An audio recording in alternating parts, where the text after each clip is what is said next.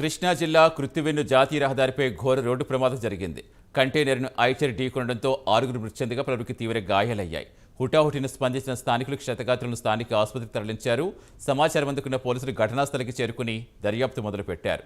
పాండిచ్చేరి నుంచి భీమవరానికి రొయ్యల ఫీడ్ తీసుకొస్తున్న కంటైనర్ను కృత్తివెన్ను మండలం మునిపెడికి వస్తున్న బొలెరో వాహనం ఢీకొంది.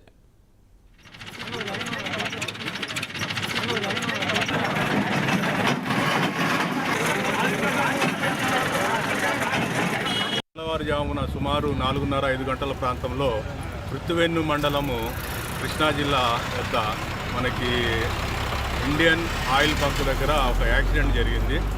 ఇది టువర్డ్స్ పెడనా నుంచి లోసరి బ్రిడ్జి వైపు ఒక కంటైనర్ వెళ్తూ ఉన్నది.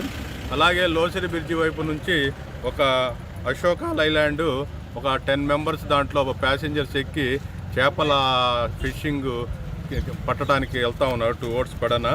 అలాగే ఈ లోసరి బ్రిడ్జి వైపు నుంచి పడన వైపు ఒక ట్రాక్టర్ కూడా కట్టెల లోడ్తో వెళ్తూ ఉన్నది.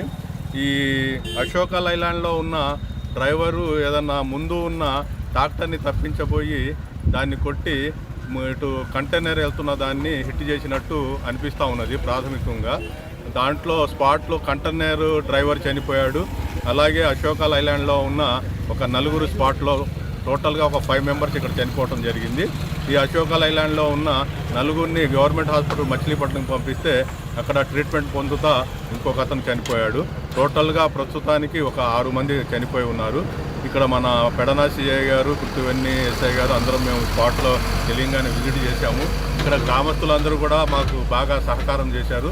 అందరూ కూడా ఈ డెడ్ బాడీస్ పట్టడం కానీ, ఇరుక్కున్న బండ్లను తీయటం కానీ ప్రజలందరూ కూడా మాకు బాగా సహకారం చేశారు. కాబట్టి ఇన్వెస్టిగేషన్ చేస్తూ ఉన్నాము. ఎలాగ జరిగిందనేది దర్యాప్తులో తేలుస్తాం.